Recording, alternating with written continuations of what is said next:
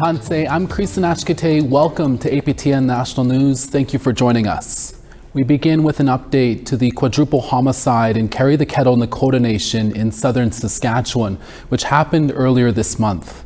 As Saskatchewan RCMP have now made 2 arrests. RCMP also says an alleged firearm incident that involved a 29-year-old man that happened shortly after the bodies were located is not connected to the homicide investigation. Late Wednesday afternoon, RCMP Inspector Ashley St. Germain announced they had arrested 2 people in relation to the 4 people found deceased in a home in the Kettle, Nakoda Nation. Continued investigation into the quadruple homicides that occurred on the Kettle, Nakoda Nation on February 4th has resulted in the arrest of 2 individuals. Both were taken into custody yesterday, February 18th, 2025. According to the Canadian press, a 15-year-old boy has now been charged with first-degree murder in the shooting deaths of Tracy Hatomini, Shauna Fay, Terry Jack, and Sheldon Cusance. The youth cannot be named due to the Youth Criminal Justice Act. He is scheduled to make his first court appearance in Regina today. 18-year-old Darius Reset was also located and arrested on Tuesday. Reset is charged with 4 counts of first-degree murder and made his first court appearance in Yorkton, Saskatchewan. RCMP say they believe the home in CTK was targeted, but did not say if the 2 accused knew the victims or if there was a possible motive. RCMP also said that the incident in CTK and the firearm incident in Zakame Anishinaabe are not connected and are in fact 2 separate incidents. There's been a lot of speculation about whether the individual identified as a suspect in a separate firearms-related incident on Zakame Anishinaabe was responsible for the homicides. These 2 incidents occurred on the same day within close time and proximity to one another. The RCMP communicated the 2 incidents together as we wanted to warn the people living in those areas to be aware of any potential threats and to remain vigilant while the investigations unfolded. 29-year-old Keegan Panapakisik was charged with pointing a firearm at people in Zakame and was later arrested by the Regina Police Service. Panapakisik's family maintains he is innocent and are waiting for that investigation to conclude. Saskatchewan RCMP have located and arrested 2 people who were involved in multiple stabbings on the Big River First Nation, located about an hour northwest of Prince Albert. On Wednesday at around 6 p.m., RCMP arrested 29-year-old Ryan Lachance at a home in the Big River First Nation.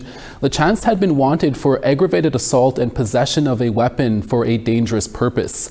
Last Saturday, Big River RCMP received a report of a stabbing at a home in the First Nation. A female was found injured, then a second male reported he had been stabbed in a separate home, and then another male in another home was also stabbed.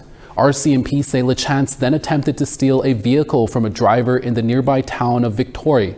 RCMP have also determined that the 3rd male stabbed is a suspect in the first 2 stabbings. 25-year-old Jackie Lachance was also arrested and charged with multiple offenses and appeared in court on Tuesday. Ryan Lachance made his first court appearance today.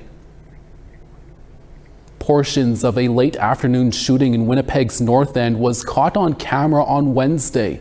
Winnipeg police say an individual was located injured and transported to hospital in unstable condition and was later upgraded to stable condition. The video that has been viewed more than 800,000 times shows an individual running down the street with a shotgun. Numerous gunshots are then heard before the individual runs back into frame and turns and fires off another shot before the shooter and another person also holding a gun runs away. Winnipeg police say they are aware of the video circulating on social media. A suspect was taken into custody and the Major Crimes Unit has taken over the investigation. Police say anyone with more information or wishing to speak to police should call Major Crimes or Crime Stoppers. Yesterday in Belcourt, North Dakota, American Indian Movement member Leonard Peltier returned after 49 years in prison. He was convicted of killing 2 FBI agents after a shootout on the Pine Ridge Reservation in South Dakota in 1975. He was sentenced to life in prison for that, but President Joe Biden commuted that sentence to house arrest on compassionate grounds just hours before leaving office in January. Here is Leonard Peltier speaking at his welcome home ceremony. You know, I spent 49 years straight in prison for something I didn't do and was not really legally convicted of. My code, there's 4 of us that was charged for the killing of 2 FBI agents. They, one guy wasn't even in the state that was charged, and Jimmy Eagle, and my co-defendant was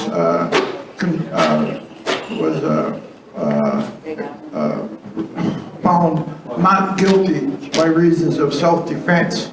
They were able to prove and show what the government was doing. They killed over 60 Lakota people over there.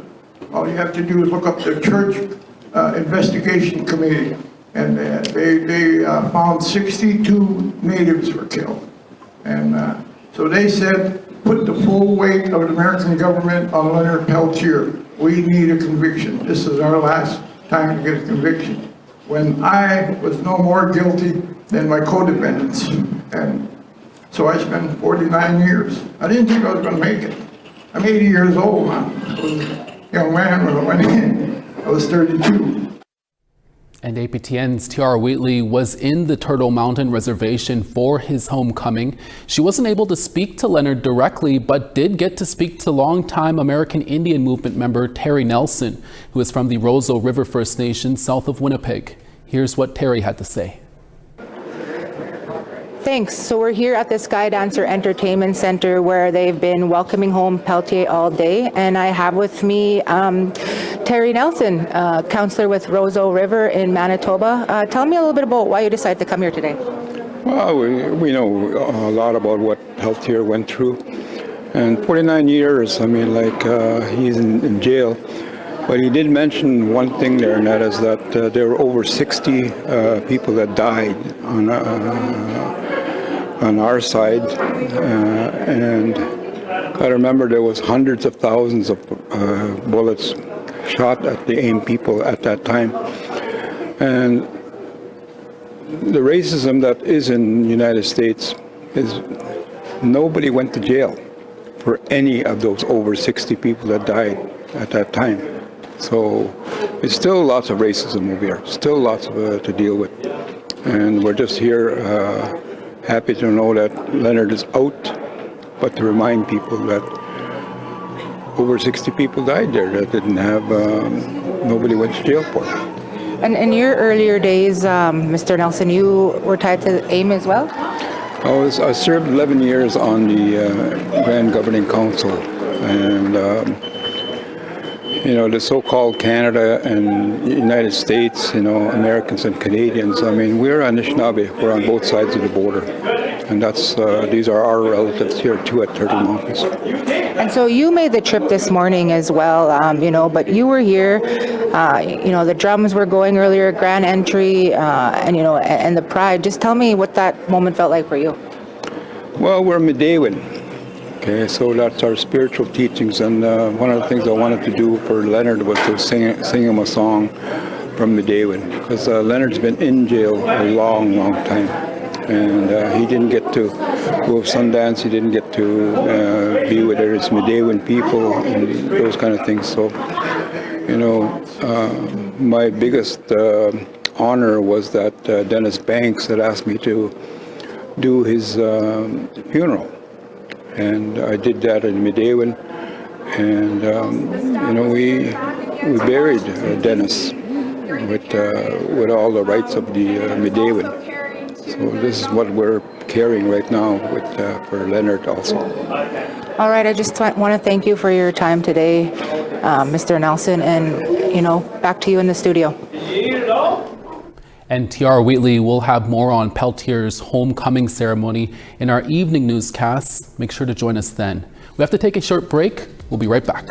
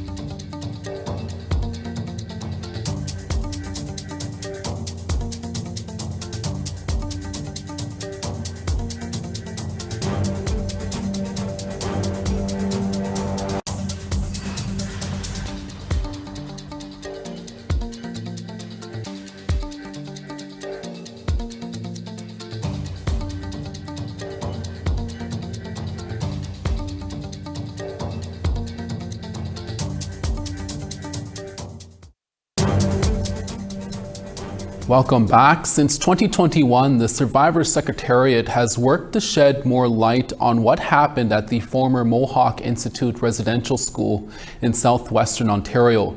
Part of these duties include searches for unmarked graves, but earlier this year, the federal government informed the Secretariat that its funding for searches would be cut. Our Dennis Ward recently spoke to Secretariat lead Laura Arndt and Keaton Williams. Laura, Keaton, thanks so much for being with us. First off, Laura, I guess, how were you notified you wouldn't be receiving any more funding, and what was the reason that was given? So I found out at 12:16 a.m. on January 23rd when I received an email from Patrick Belay. It was a 5-page letter that was very hard to follow, but essentially what it said was, according to our books, you have a $4.2 million surplus because we're not approving some of your expenditures. And if you want to apply for funding next year, the window opens in September. Your organization has been critical of the Trudeau government in the past. Do you think this had anything to do with that? I think what we've been critical of is the way information is communicated. There was a reduction in funding and it wasn't communicated in a clear way. We've tried to figure out, in conversation with other investigation teams across the country, how do you do the work with a quarter of the funding? And we gave Canada a report to give them an understanding. So if Canada sees that as critical, I'm guessing the next feasible option is to somehow try to quieten the voice we have. And I think, those two questions that went through my head when we got the letter was, is this retaliation for what we've done? And then the other question is, given how much work we've been able to accomplish, why would they stop funding at this point? But honestly, at this point in time, I have to be questioning if this isn't about the stance we've taken and saying this work has to be continued and we need to have sustainable funding. Right. Well, it appears that the government's trying to say you still have unspent funds. Can you tell us a bit about that?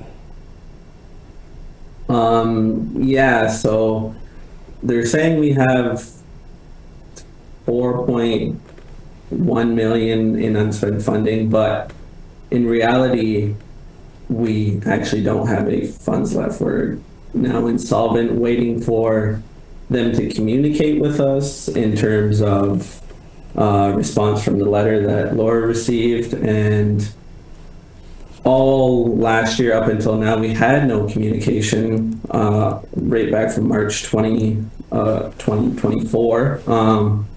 And Laura, did you want to touch on that? So part of what we did is we heard rumors last year in 2024 that Canada was going to be lowering the ceiling about the maximum funding a community could receive to $3 million. So we hosted Catherine Cook here at our offices to walk through our funding. We knew we had about $2.5 million we had to carry over from one year to the next. And that was largely in part because Canada released the funding so late in the year. They released it in December of 2023 when our ground search season ended in the fall. So we had to carry the money forward to the next ground season year. So, Canada knew why the funding was being carried over. We were told we would not be penalized for it in our application for new funding.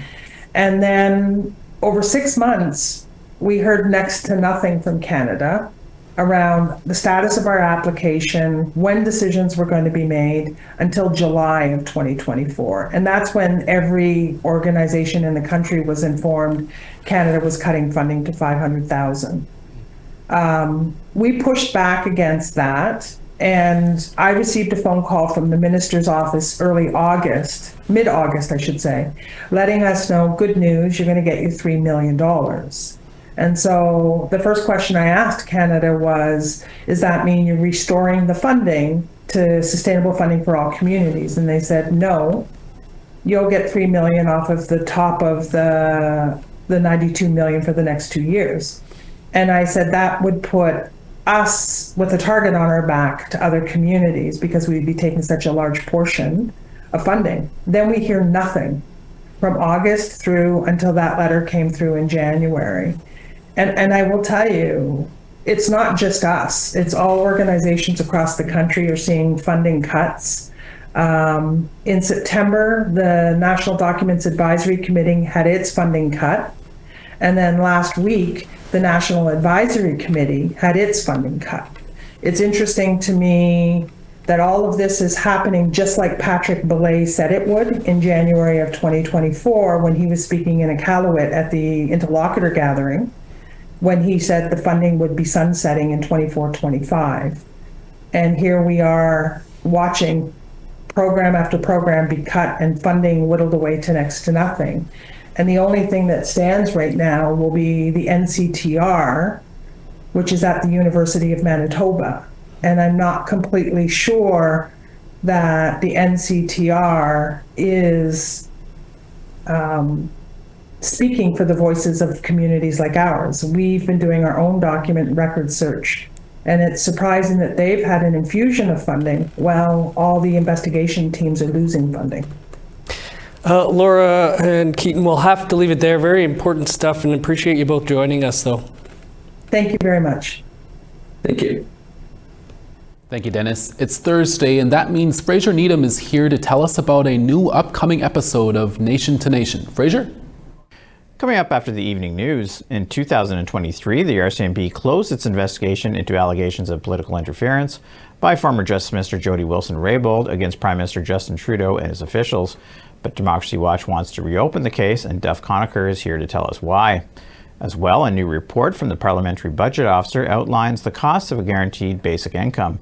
Senator Kim Pate joins us to talk about why Canada is long overdue to move to such a system. And finally, Pauline Frost, the chair of the new National Chiefs Children's Commission, is also here to talk about some of the work this organization has been doing. All this tonight on Nation to Nation. Thank you, Fraser. For more than 50 years, the people of Grassy Narrows have lived with the serious health effects of mercury contamination. Now, after decades of broken government promises, a new environmental threat is facing the community. This Saturday, on an all-new episode of APTN Investigates, journalist Brittany Guillot takes a look back at the community's fight for justice. Here's a preview.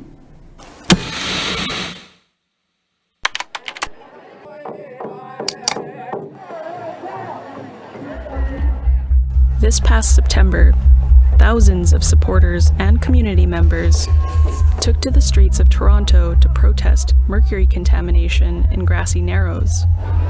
It needs to be addressed, and the people involved need to be held accountable. I dealt with seizures at age 2, and I dealt with, I have constant headaches. Our elders that are sick, a lot of them have died with mercury poisoning.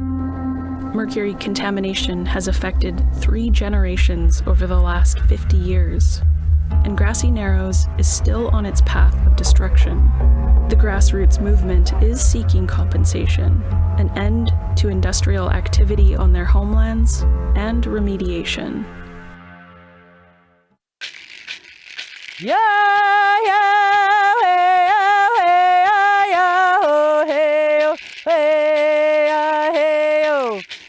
Chrissy Isaacs was born here. The mercury in her blood is a silent reminder of the legacy of contamination. It angers me because, like in the studies, they say our life expectancy in Grassy is 50 to 60 years. I'm 44, and I feel like at this age, I have to fight to live. And you can catch APTN Investigates Something in the Water this Saturday night on APTN. We now want to tell you about this week's web poll question. Over on our website, we asked, do you think the Canadian government's funding cuts will hinder efforts to search for unmarked graves at former residential school sites? Your answers are yes, no, or unsure. You can go to our website at aptnnews.ca to cast your ballot. T.R. Wheatley is back with another segment of Mother Tongue Teachings. We'll be right back.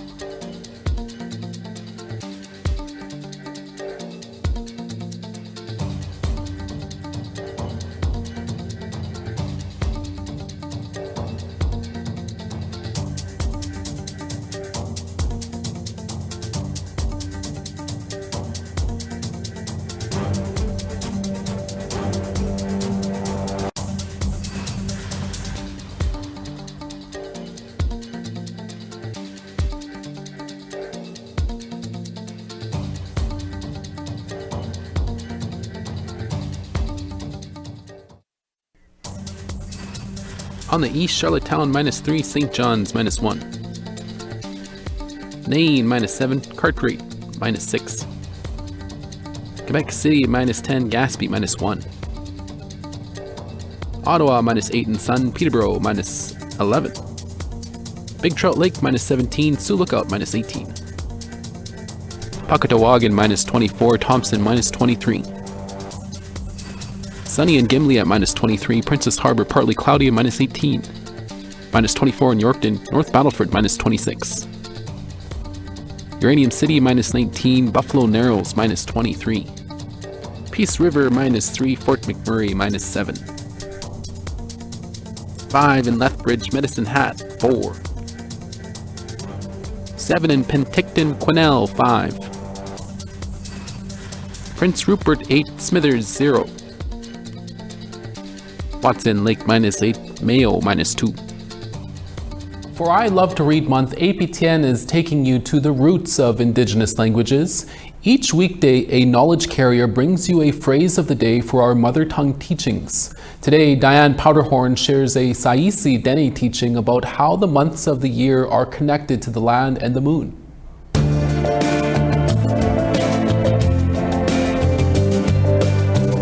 What's Diane Powderhorn who shesin Saisi Dene Heslin? This is Uli Tortzen.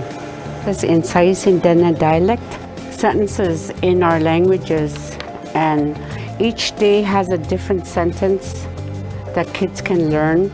And you wanted to talk about the month of February, what it means to you and your people. Yes. In Dene, this says Nisa Tseleza. That's an ancient word, pre-contact, and this is how the Saisi Dene describe each moon has a name in Dene. And this one for February, shrunken moon.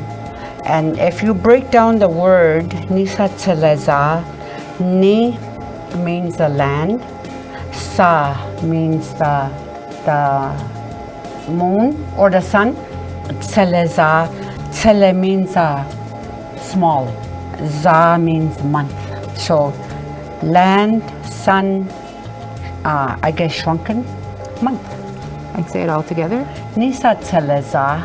Our language is very important, our Dene language. It is important that we keep our language, we maintain our language. And for some of you that don't speak in the language, I encourage you to learn. Ask your parents or your granny or grandpa, aunts and uncles, how you say this, how you say that in Dene.